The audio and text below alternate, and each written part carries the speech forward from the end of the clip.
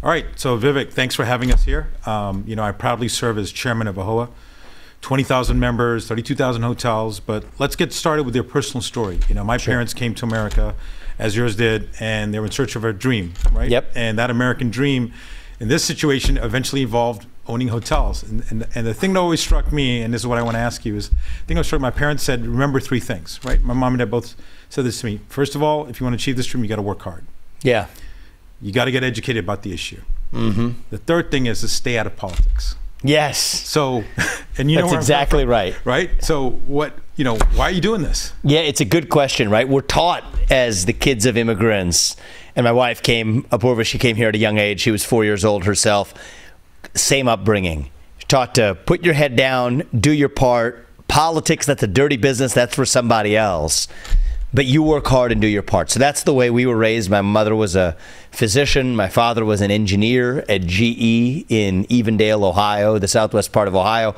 Get good grades. They wanted me to be a doctor as well. You know how it goes is in the same way. Right. Many Indian immigrant families. Entrepreneur. Yeah, exactly. But entrepreneur wasn't on the map. It was, go after a more stable career than the financial insecurity that they felt when they came to this country. They want their kids to have a better life. So it comes from a good place. Well, guess what? Now fast forward 40 years after they came, I've gone on to live the full American dream, as you have, as so many have. I, in my case, founded multiple successful companies that were, some of them in the area of medicine, developing medicines for patients who needed them, an asset management firm beyond that. And now we're raising our two sons, Karthik and Arjun, here in Ohio, but under very different circumstances in a positive way. And yet I am worried that American dream that we talked about, that idea that you get ahead through your own hard work and commitment and dedication, meritocracy, that you get ahead not on the color of your skin, but on the content of your character and your contributions, that American dream isn't going to exist for our sons, our kids, and their generation unless we all do something about it. And we might think that politics, government, that's somebody else's problem, that I'm not interested in politics. Well, you might not be interested in politics, but politics is interested in you. And that's the lesson we've learned. You might not be interested in the government, but the government is interested in you. Right. And will stop you and your kids from achieving that American dream, from living according to principles of merit and meritocracy, unless we all step up and do our part. And so this country has been so kind to us. We've achieved so much. Now is our chance to make sure that we give back to that country, right, to be able to keep it alive for the next generation. And I think that's why we're doing this. That's why we're going to be successful in doing this. And you know what? This is my version of continuing to pass on that American dream to our kids. You've talked about it on other shows too. You talked about it. If you'd come maybe 10 years later, things would be different. Do you want to shed a little bit of light on that? Yeah, no, I mean, honestly, think about this. When did your parents come to this country? June 13th, 1980. And when were you born here? 71. 71, right? So, let's just say if we were born or grown up in this country 20 years earlier, let's say it was 20 years later. Right.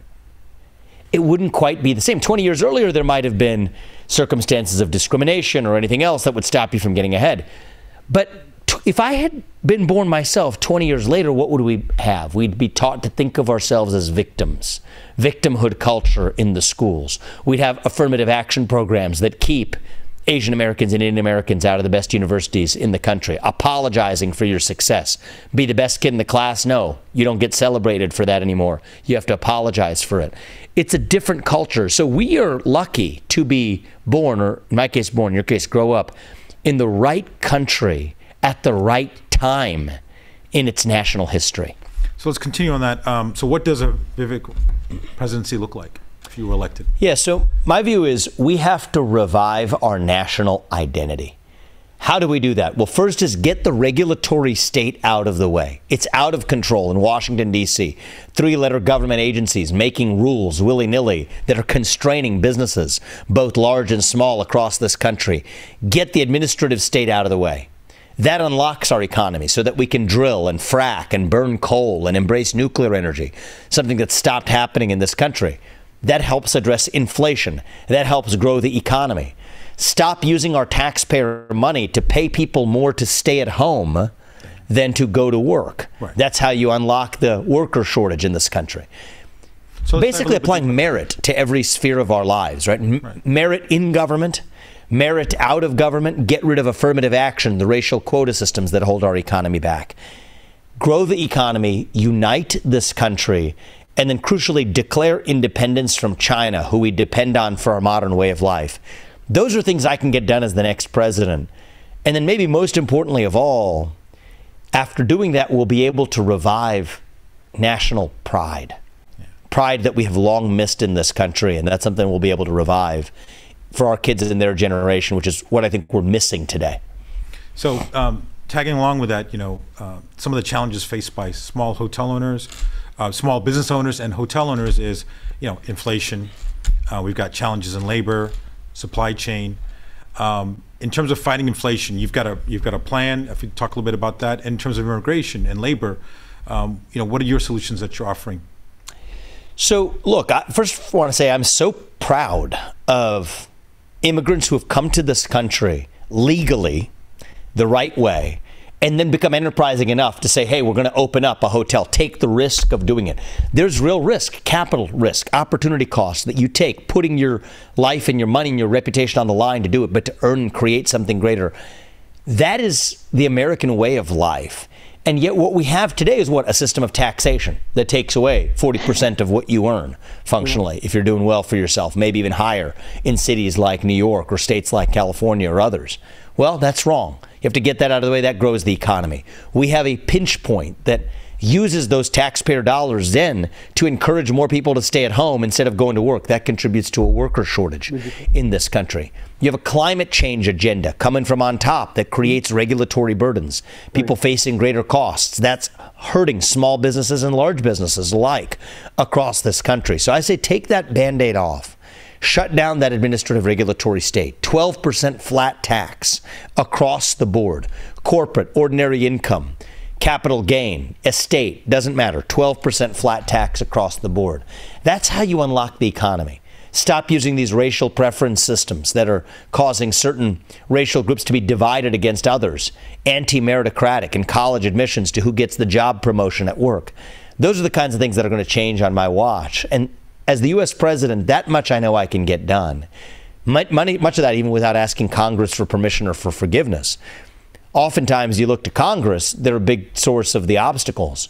Well, much of what I'm focused on for my agenda as U.S. president is what can I get done as the chief executive in this country? Right. And that's where I'm focused with the agenda, and all I have to do is get elected now to see that through, and we're doing well.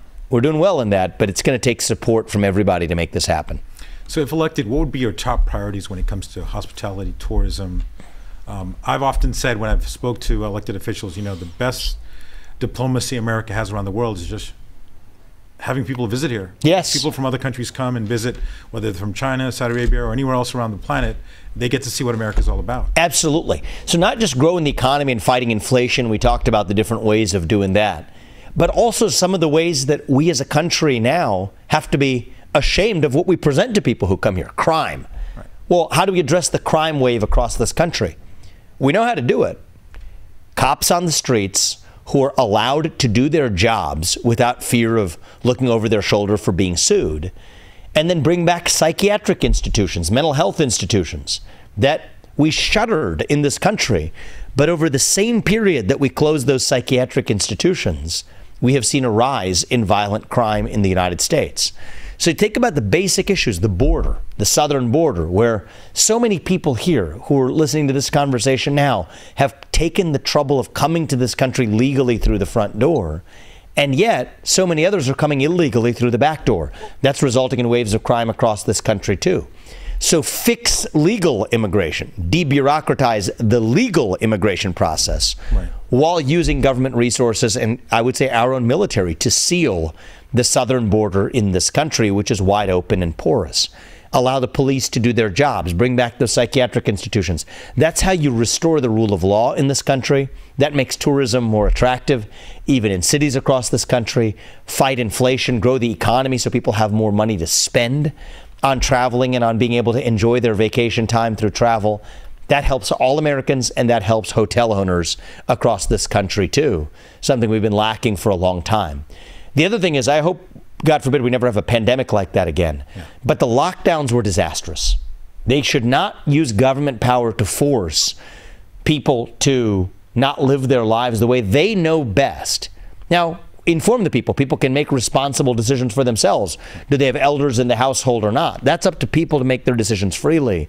But I think the infringements on the success of the tourism industry and how much of a burden that put on hotel owners with those disastrous lockdown anti-freedom policies, that won't happen on my watch either.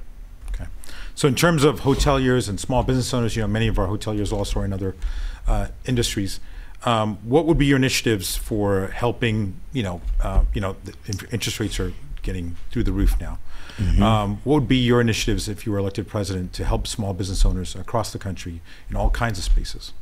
Cancel the regulations that are holding you back from growing your businesses. The reason interest rates are hiking is because we have inflation. Fight inflation in the first place by producing more energy in this country. And the other thing that's actually really holding a lot of the economy back, and it relates to housing and potentially hotel development too, are land use restrictions. So it's like the laws of supply and demand. If you constrain the supply, prices go up. Well, you constrain the supply of energy, the price of energy goes up. But now you constrain the supply of actually looking at even the, should I rewind back? You're good. You're good? Yeah. So even going to constrain the supply of housing, that's what causes housing costs to go up or construction costs to go up as well, which you constrain that supply through land use restrictions. A lot of the regulations that say you have to build in a certain way, that stops new development projects too. So that'll stop on my watch as well. And my view is the market does a good job. The free market does a good job. Capitalism is the best known system to lift us up from poverty. We shouldn't apologize for that. We should embrace it to allow more people like you and others listening to this to actually succeed. So, something else near and dear to our heart, U.S.-India relations. What do you see around the corner? What are your thoughts and what are your priorities when it comes to the U.S.-India relationship? Well, one of the reasons that's so important now is that China is a major threat, both to the United States and now to India and other nations and free nations as well. So as we look at decoupling our dependence on China, no longer depending on China for, the parts that power this iPhone or whatever in our modern lives, we have to look to other countries to pick up the slack. And the top of that list, when it comes especially to high-end technology or electronics or otherwise, is India. Japan, South Korea, but India as well is crucial. So that's a good way in which the U.S. can open relationships with India that allow supply chains to come from India rather than from China. But there can also be military components of this as well. China gets most of its oil supplies through the Andaman Sea, which India controls, and the Malacca Strait. Well, God forbid there's a conflict scenario in Taiwan, the U.S. would value India as a reliable partner to be able to potentially shut the Andaman Sea and close the Malacca Strait. But if China knows that on the front end, that will stop China from going after Taiwan. So I do think it's important to have greater trust in the U.S.-India relationship that's been missing since the Cold War era in the last century. But I would say if there's ever going to be a U.S. president who's going to be able to rebuild that trust, it better be somebody with a name like Vivek Ramaswamy, I would say, to do that. And I expect to work with Prime Minister Modi to be able to restore that relationship and take it to a new height, as I believe we will on my watch. As you've traveled the country and you've spoke to so many citizens and small business owners, what are you hearing when you're out there on the street? How do we make it? What would be your advice to small business owners around the country of what they should be doing in this cycle? Because it's quite easy to sort of tune out until a month before, or 2 months before, or 3 months before the election. What would be your advice to them? I think that my advice is you've done your part already, but now it's time for everyone around you to do theirs. And the main obstacle standing in the way is the broken government in the United States of America. Right now, we do not have a meritocratic government. If somebody's not doing their job at your hotel, you should be able to fire them. Anybody who's been an employer knows that. If somebody works for you and you can't fire them, that means they don't work for you. Right. It means you work for them because you're responsible for what they do without any authority to change it. That's how it works in the federal government. You now have civil service protections that have historically stopped a U.S. president from firing those underperforming employees. That changes on my watch. And so my message is, there's no political messiah coming from the White House to save us. It doesn't work that way. If we're going to be saved, it's going to be because we save ourselves. And so Apoorva and I and our family, Karthik and Arjun, our sons, we're going to make the sacrifice needed to win this election and lead this country to a national revival, to make sure that the United States of America is still the nation where we will look our kids in the eye and tell them, you get ahead in this country with your own commitment, your own dedication, and that you're free to speak your mind at every step of the way, and this is still the greatest country known to man on earth. Yes, we will lead us there and do our part to get there. Get the government out of the way. Embrace capitalism. Embrace free commerce. Right. Get the regulatory state. Bring the tax rates down. We can do all of that. But we need you to do your part as well. It's going to take all of us doing our part. Frankly, I was at 0.0% in the polls. Not 0%, 0.0% in March. I'm now running at third in most of the major national polls. We have a clear path to victory. I'm 38 years old. A member of a different generation. And I think it will take a different generation, a leader from a different generation, to reach and reunite and lead the next generation of Americans. So we're within striking distance of doing this. The next couple months are critical. But the amount that we're able to compete with the other candidates who have been in super PACs and otherwise, I'm an outsider, an entrepreneur coming in to do this. We're going to ask those who have succeeded in this country, who have lived the American dream, to do their part, to support this campaign. You go to Vivek2024.com. Contribute what you can. I'll go to, for our farmers in Iowa, we'll ask for $1. They'll give $10. Right. But the max that somebody can give is $6,600. Our family, we will stop at nothing. But we're going to ask everybody in our community now. This is the moment where we need you. It will make a difference to our success.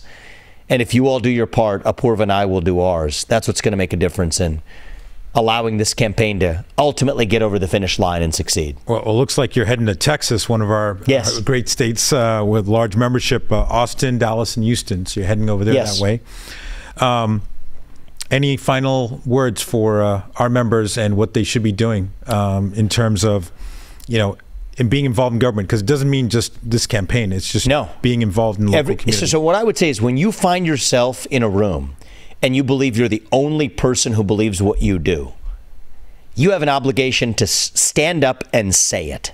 Right. Say it without apology. We're historically taught otherwise, shut up, sit down, do as you're told, keep your head down, and worry about your own business, not politics. Right. Now's not the moment for that. Right. Now's the moment for all of us to actually express ourselves as citizens, as proud Americans.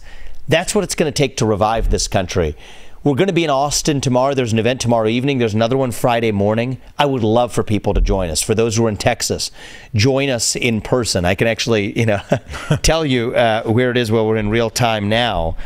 I would love to meet. Fellow hotel owners. This is in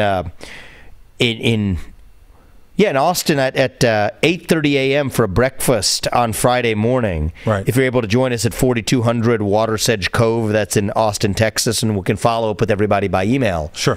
We would love those in Texas and greater Texas to join us. But even as we travel this country, it's going to take all of us to do our part. Speak our minds freely. Tell our kids. Pass on the story of your American dream so your kids and their generation understand it too. But I think that it is going to take a moment of national revival this time with the 2024 election bringing it. A 38-year-old Indian American who has lived the American dream from the next generation. This is our chance to revive that spirit of merit and the pursuit of excellence and set an example for those kids. And so if people across the country who have been successful hotel owners, entrepreneurs, we're cut from the same cloth, are able to support us to get to that White House, this is our window to do it. And I am so grateful to everybody who has helped lift this campaign up. Now let's go the distance and actually get the job done. I really appreciate you spending your valuable time with us. What I'd say to my members is, look, now's the time to get engaged and be involved. Thank you. And if you're interested in the campaign, Vivek 2024. Thank you.